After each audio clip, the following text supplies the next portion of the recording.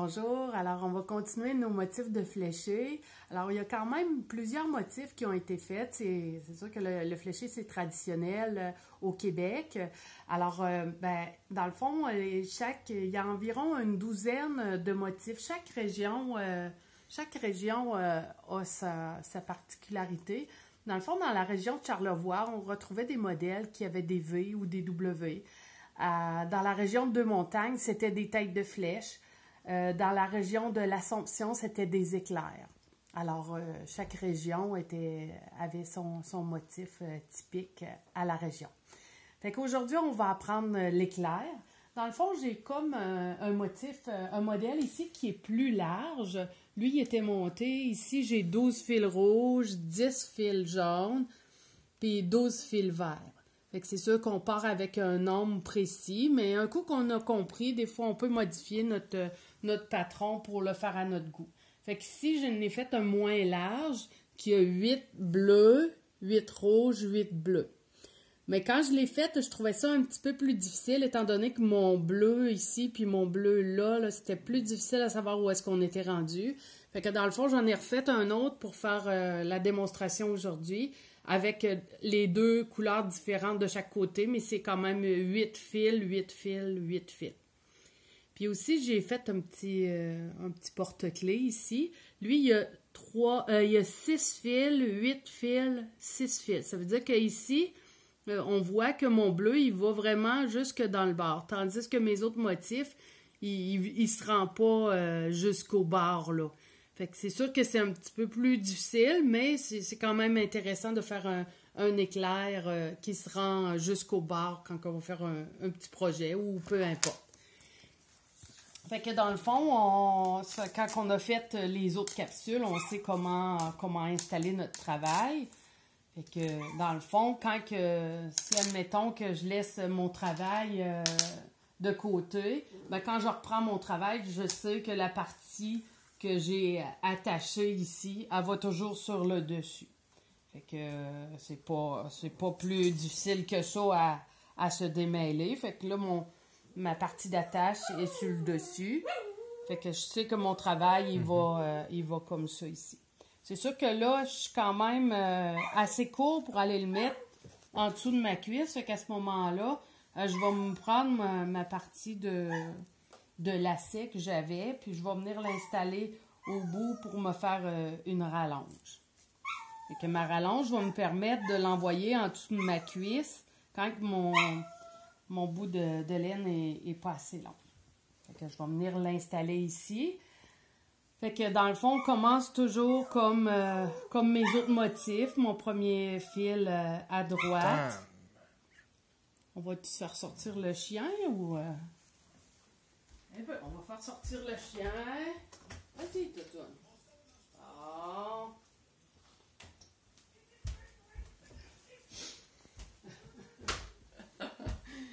C'est ça, c'est la vraie vie, hein?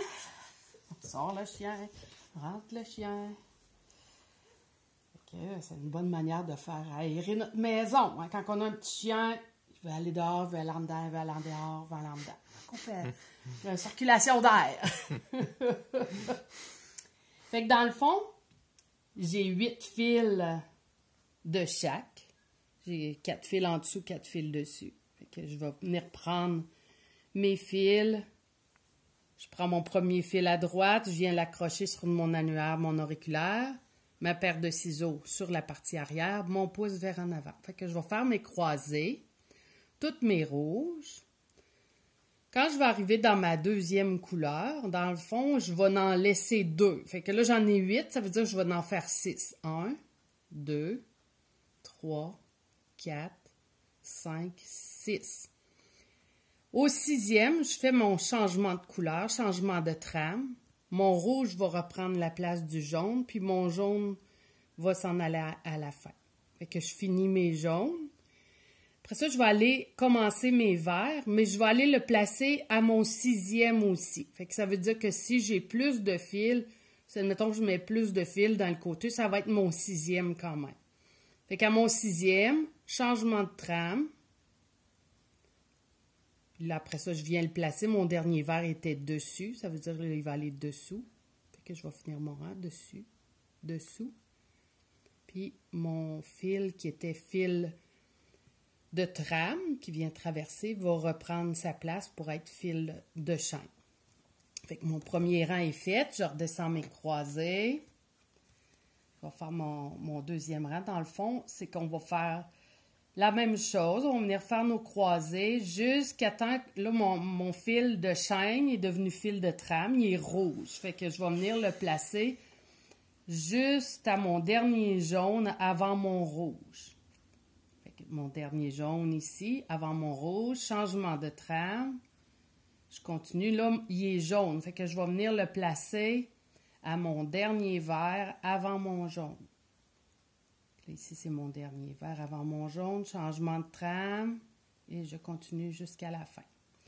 À un moment donné, des fois, on vient comme embêter, savoir où est-ce qu'on est rendu. Mais le truc qu'on doit retenir, c'est que ici, notre pointe, elle va se former là. Mon jaune il est là, puis mon rouge est là. Fait que mon rouge, il va partir du début, il va aller faire mon changement de trame juste pour continuer ma pointe vers la droite. Puis après ça, il va s'échanger un rouge contre un jaune. Le jaune, il va aller faire un changement de trame à mon dernier vert juste avant ma petite pointe jaune. Dans le fond, je vais continuer jusqu'à ce que j'ai repris ma croisée de départ, que je vais revenir à 8 verts, 8 jaunes, puis 8 rouges. Changement de trame. Là, ici, juste avant mon jaune, je fais mon changement de trame sur mon dernier vert. Puis il faut toujours regarder pour pas que nos fils, il faut vraiment les prendre à la suite. Fait qu'on regarde toujours dans la partie en haut pour avoir notre suite. Que je refais mon autre suivant. Là, on voit ma pointe, elle se forme, mais c'est ça que je vous disais. Dans le fond, on va venir agrandir ma pointe, mais toujours vers la droite. Ma pointe, elle va agrandir là, puis ma pointe, elle va agrandir là. Fait que je vais venir placer mon rouge ici à mon dernier jaune. Changement de trame. Fait que dans le fond, pour les pratiques, qu'est-ce qui est bien? Ben, c'est de se faire un projet pas trop large, pas trop de fil, là, pas avoir l'objectif de ceinture du carnaval tout de suite. On n'est pas rendu là pour la ceinture du carnaval. C'est sûr qu'on pourrait se faire une petite ceinture de carnaval. On pourrait s'en faire une toute petite. Bon, fait que ça l'avance. Il me reste juste 2 rangs à faire. Il me reste 2 jaunes ici. Changement de trame. Là, quand on est plus avancé, nos couleurs elles sont comme toutes. On a l'impression qu'elles sont toutes mêlées. Mais qu'est-ce qu'on doit regarder?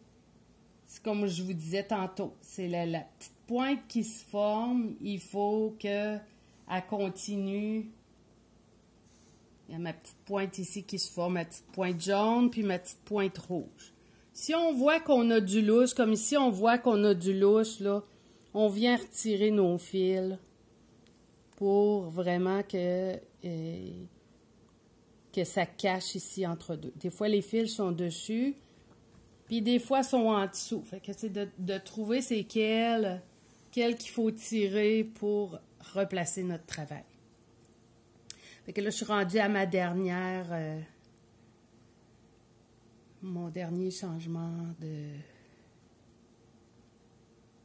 mon dernier rang avant d'être revenu à mon point de départ. Ici, mon dernier vert. Je vais venir les changer.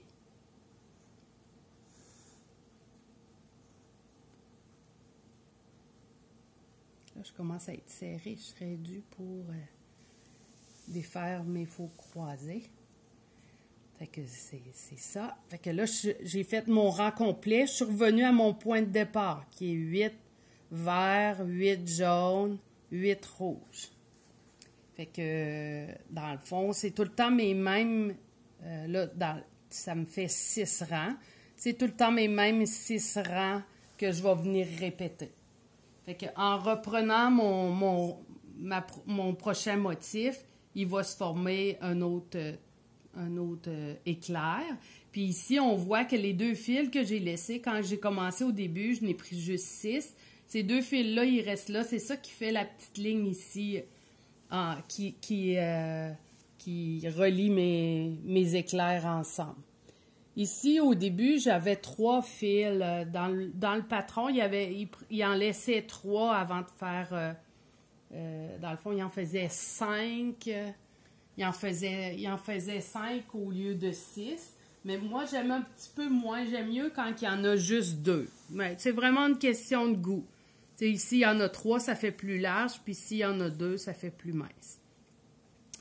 Alors, ben, dans le fond, les faux croisés, là, comme je vous expliquais dans les vidéos précédentes, quand on étire ici, on voit où est-ce qu'il passe.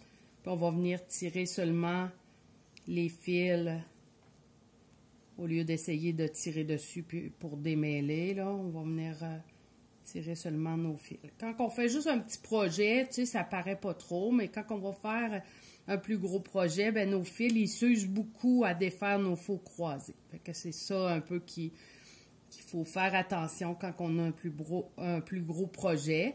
Mais moi, je me dis, ben pourquoi pas s'habituer à le faire comme il faut tout de suite. Fait que dans le fond, le fléché, c'est une technique. C'est complexe, oui puis non. Dans le fond, c'est toujours le changement de trame qui fait le motif. C'est juste de se donner du temps un peu pour pratiquer notre technique.